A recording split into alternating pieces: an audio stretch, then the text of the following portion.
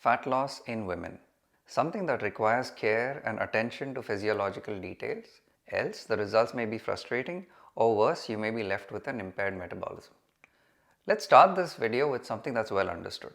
A healthy woman will always carry a higher body fat percentage than a healthy man. But when it comes to fat loss, assuming no underlying health conditions or medical conditions, women will in generally have a slower rate of progress than men, and they will also run into more plateaus along the way. But this is not due to a lack of willpower and certainly not due to want of trying. The reason is physiological, and I do mean the very basics. So when it comes to mammals, evolution chose the female of the species to carry and bear the offspring. Everyone knows that.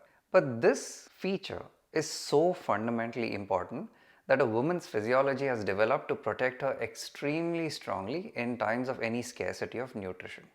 What this means is that a woman's body is very sensitive to the levels of stored fat and hence also to the levels of leptin.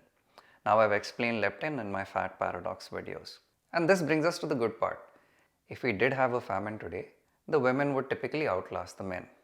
But if fat loss is important to you, then this very aspect starts to become a disadvantage.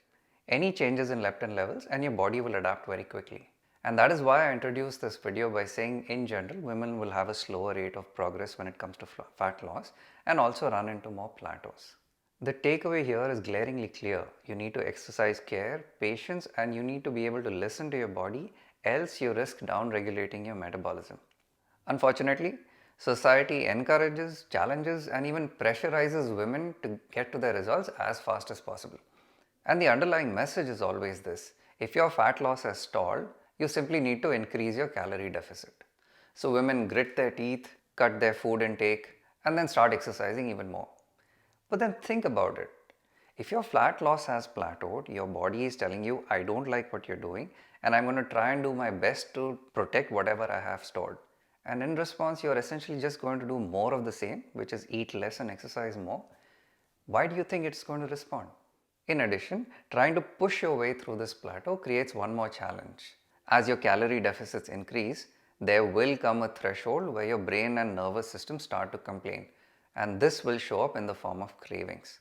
Now I hate to pile on to the unfair aspect between men and women, but again, women will hit this threshold a lot earlier than men.